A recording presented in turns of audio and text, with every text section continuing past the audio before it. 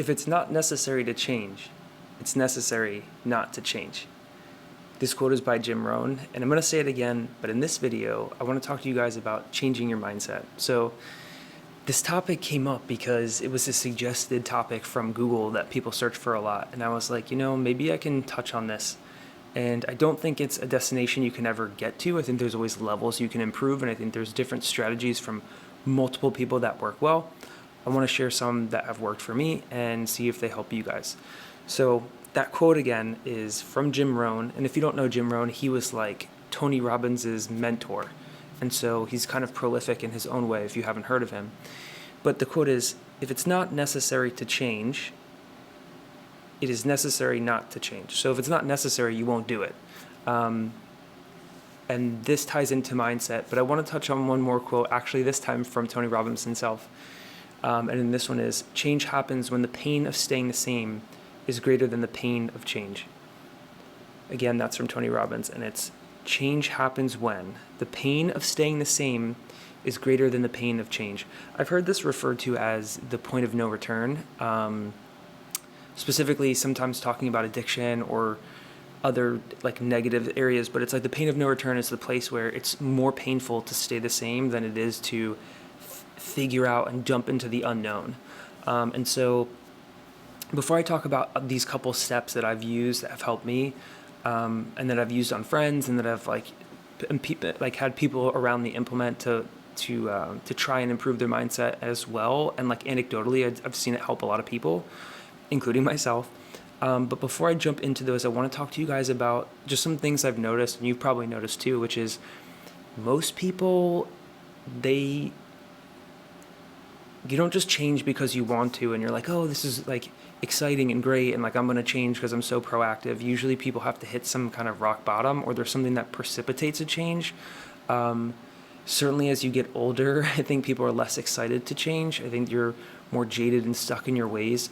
And so a lot of times people have to go through something hard. They need to go through some kind of pain. They need to hit some sort of rock bottom in order for them to want to change, right? It's like, how many people do you know that have had a health prognosis and only upon getting that did they quit smoking or change their diet or do whatever? And so a lot of times I find it's the same with this process of changing your mindset. And something I'll touch on later. So the way that I break this out is I had those couple quotes at the beginning. I want to talk to you guys about steps. I'm going to go over some bonus tips that I think are important, and then I'm going to talk to you guys about the people that I recommend, and that'll all make sense later. However, it's important to differentiate that the brain is not the mind. The brain is an organ, and the mind is this like amorphous thing. It's kind of more of like a spiritual thing. And so I'll talk to you guys a little bit more on that later, but they're not the same thing. And that was pretty profound for me. I know for you guys, you're probably smarter than me, and it's not that surprising, but there are things you can do to take care of your brain: diet, exercise, supplements, like physically take care of that organ. And then there are things you can do to change your mindset, to change the way that you frame and view the world. Okay, so let's jump into the first step. So number one is realize. What does that mean? So realize that there is an issue. Realize that there is a delta from where you are to where you want to go. Realize you would like to go beyond where you currently are. From realize, once you know that you're not exactly where you want to be, or it's not just where you are, but it's like, I just heard this quote from Myron today, and it was like, doing more of the same input won't get you a different output. And so if you don't like the output you're currently getting, doing more of the same input that got you that output is not going to give you a better output. It's not going to give you a better result. And so from there, you have to decide to change. You have to decide that I'm going to try putting in a different input. I'm going to try doing, I don't like this output, I'm going to put in a different input. And so you need to decide that the pain of staying the same is worse than the unknown of changing. The unknown of going on this new adventure that you're about to go on to explore and learn and push yourself. So number one is realize. Number two is decide. You need to decide you want to change. And I think this is probably the hardest part, which is overcoming inertia. So that's number three, is overcoming inertia. You want to take action. And there's no great way to do this. Like Tony Robbins talks a lot about momentum, and I tend to agree when I look back on my life recently going through this process. And that's why I share this stuff on this channel, by the way. Is like, not being good enough to have a YouTube channel is what makes me good enough to have a YouTube channel to share with people that are going through this stuff now versus someone like Alex Hormozi or someone that's made it and these things aren't as fresh in their mind. And so that's why I like fight to put these out there. And like, I even know like there's days that I don't want to do this or it's like awkward. I show up because the process of overcoming inertia and the process of beginning this change is really hard. So number 1 is realize, number 2 is decide, number 3 is overcome inertia, take action. And this one I think is the hardest, like I was saying, because where do you go? Like, how do you know where to go? If you have, if you're like feeling a sense of numbness or you're lost or you're just not sure, you've kind of like lost your motivation, everything kind of feels meaningless to you, not in like some depressive way, maybe to some extent, but like not like suicidal depression or anything. It's just like you just feel a sense of numbness. That's okay, because overcoming inertia just requires you to take an action, any action. You want to be intentional about it and smart and start looking at what are your skills, what are your gifts, what are your abilities, what are the things you enjoy doing, and just pick something there and start doing it. And so for me, this channel, for me, there was a couple things that I started doing. And once you start, I know this sounds like woo-woo and weird, but like once you pick a direction or you commit to doing something that's going to give you life momentum, things start to fall into place in weird ways that you couldn't imagine. So maybe people reach out on your YouTube channel if you do that. Maybe all of a sudden you start getting job offers that you weren't even applying, but like all of a sudden job offers are coming in. Like maybe you meet the person of your dreams. My channel is mostly for entrepreneurs, and so maybe you'll get the best idea you've ever had. Once you get momentum, I don't know how to explain it. There's just something that happens, even if it's not in alignment. Like an object in motion stays in motion. It doesn't talk about what direction that motion is, and that's kind of like what I'm trying to say. Is it's like as long as you're in motion, you can pivot and change directions wherever you want to go. But the hardest part, I think, is getting direction, because a lot of times we like to know for certain where we're going and what we're doing before we do it. And so I think you're not going to have guarantees. You're not going to go to the gym and be a bodybuilder on your first day. Like, you need to be cool, sucking, not being a professional, not really knowing for sure what you're doing, but just like trying different things, seeing if you enjoy them, testing out, like becoming the scientist of your own life, as I've said earlier. So just pick something that you can use to overcome an inertia of doing nothing and staying the same. You want to change your input. And so it's just important to pick something, anything. Maybe after work you're recording videos. Maybe after work you're volunteering. Whatever it is that you enjoy doing and are good at and something that's fulfilling to you, like just pick that one thing and just try that for a time. Okay, so then number 4. So number 1 is realize, decide, overcome. Number 4 is grow. I think this one's the most fun.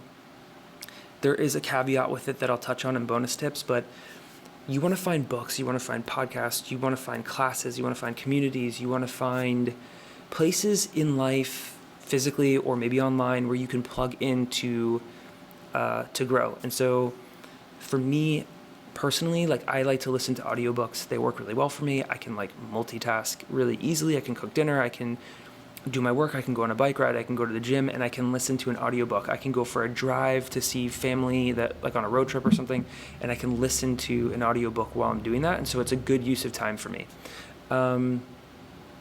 Realize, decide, overcome, grow, and number 5 is give. I didn't have this in there at first, but I think if you really want to improve your mindset, you have to step back and realize that the purpose, like your purpose in life, is greater than just you. Like, you don't live to just serve yourself, sit on a couch and shove Cheetos down your gullet. Like, there's more to your purpose than just you. And so how can you help other people with your gifts? How can you help other people, even in the interim, when you have this momentum? You've overcome inertia, you're starting to create momentum, you're not an expert in anything, but you have some areas where you really enjoy and you know a lot about. How can you help people just getting started that may be like you? How can you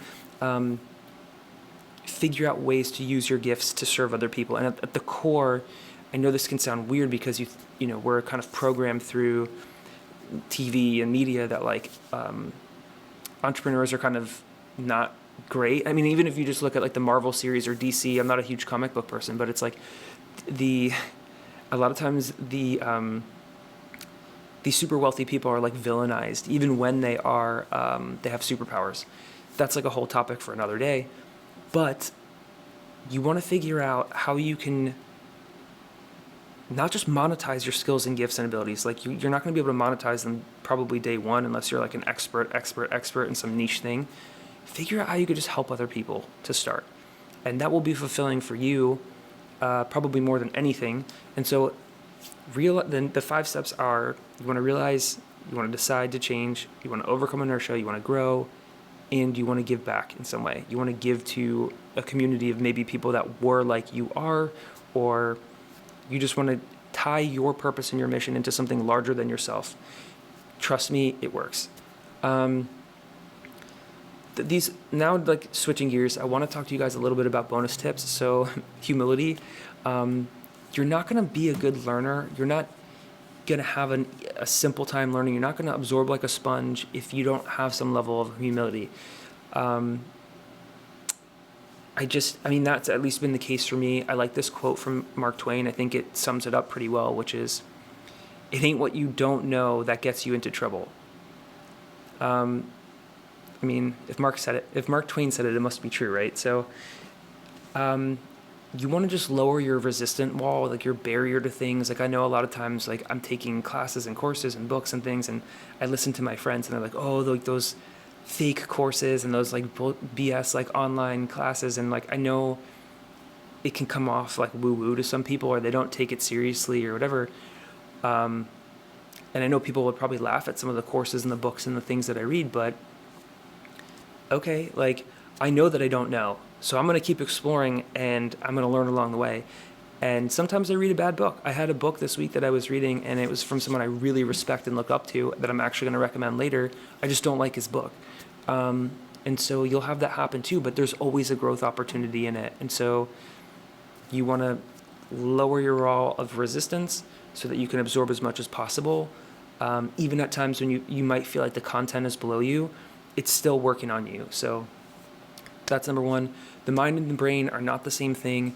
I'm going to touch on this a little bit later, but your mind it's a higher level, right? Your brain is the place where the mind maybe physically processes. There's all this science now coming out, like talking about how processing of thoughts kind of even happens. Like the mind as a thing exists outside of the brain. It's really weird. It's like it actually hurts my brain to look at. But if you look at Joe Dispenza's research in like quantum physics and all this stuff, it starts to make more sense.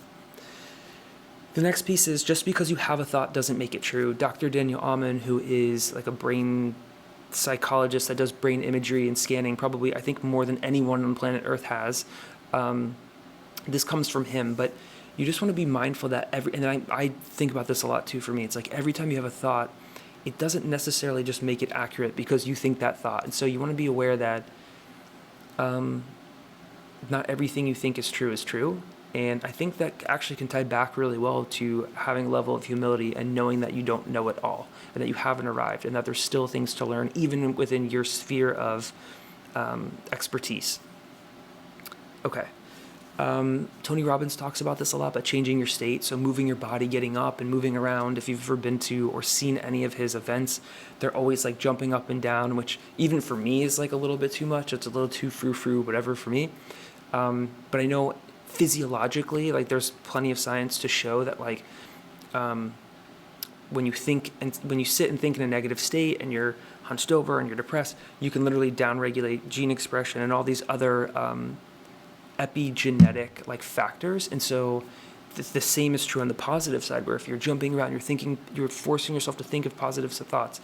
Maybe you're in something was said that frustrates you. If you smile, if you can force yourself physically to do these things, you can actually start to create the emotion, and that emotion can start the chemical reaction to produce the positive effects as if you were actually doing it yourself. So you might realize sometimes when you need to change your state, you maybe need to go for a walk, maybe do some jumping jacks, maybe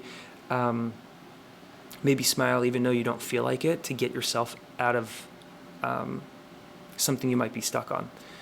And my last bonus tip is you want to create a routine for success. I think this is probably the most important one. So for me, that's been like gym, like going to the gym, even though I hate it.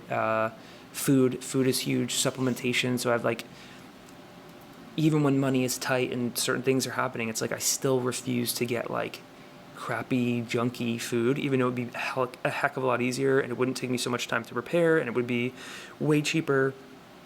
I just refuse to do that. So I want to know that I'm going to the gym, getting exercise, I'm putting in the best food I can afford, and sometimes I can't even. And then, I hate to say this, but you want to give up vices. And so, like, if you're going on this process, like, you should want the point of no return, right? We talked about that at the beginning. You should want change so bad that you're willing to give up smoking, that you're willing to give up your French fry habit or whatever it is. Maybe not forever, but like, you want to, if you have vices that are holding you back, you want to be aware of those and you want to be able to let them go because, again, the brain and the mind are not the same thing. And so you want to feed the brain, you want to feed the body, you want to make sure that your liver and all these things are like at their optimal state as much as you possibly can. And so that means putting good in to get good out. Which I hate that that's Minute Maid's like slogan because they're like sugar drink. So it's kind of ironic that I use that. But anyway, create your routine for success. I think that is the number one most important one that I can give you guys. Okay, so with that, I want to now talk to you guys about plugging in. So I mentioned, in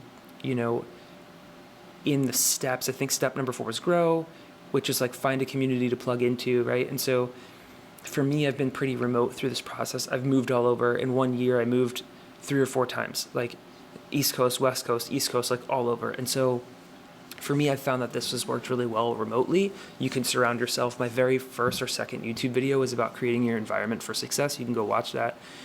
But so I have different people that I go to for different topics. So to optimize your brain and cognitive function, there's 2 people I really like.